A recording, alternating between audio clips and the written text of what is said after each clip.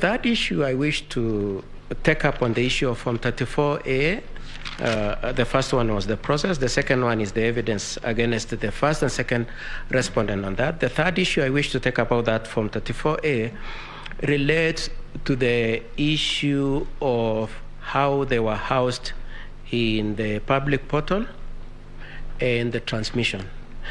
And the first point I wish to observe and submit, my lords and my ladies, is that we pray that the court keeps the conscious awareness that the elections were not electronic elections. They were manual.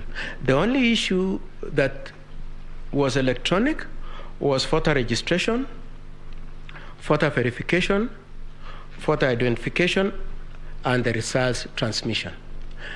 And in these proceedings, our focus and attention relates to transmission.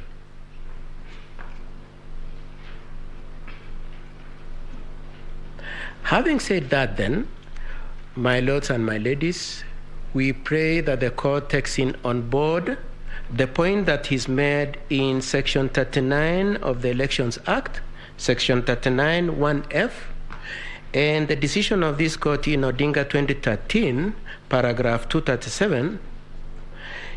At Section 39, it is indicated that the propriety of the election process will not be defeated by reason of results transmission.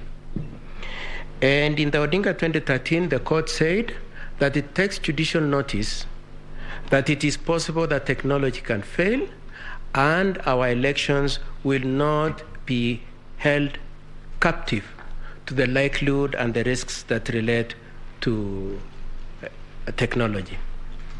Now, my lords, we would like them to submit to this effect, that assuming for argument's sake, it is true that there were any deficiencies or any defects in the process of the transmission of the results, it is our submission that that did not impeach the elections, because eventually the election and the results were declared based on the hard copies that were brought by the returning officers from the constituencies. They were not based on the portal, that the portal is meant for comfort, for transparency, for accountability. It is not meant to represent the accurate and the true results. It is the hard copy that is taken to the National Tally Center for purposes of verification in terms of data and for security features. Two last issues on that issue, my lords and my ladies. The first one, my lords and my ladies, is we pray that in reflecting on this issue of Form 34A and the alleged discrepancies and improprieties, you do note that the petitioners do not point out the variances that they are alleging exist. But most importantly, they do not come up with their own tally.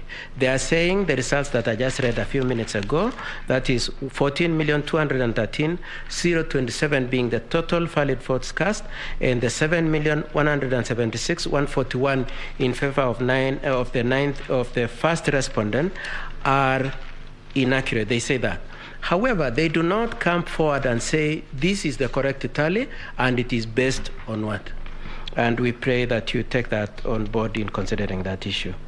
With that, my lords and my ladies, I submit that the petitioners have failed to discharge their burden of proof, which is above balance of probabilities, to demonstrate that indeed there was any deficiency or defect in Form 34A or in their transmission, and I adopt the submissions made by my colleagues, especially for IEBC.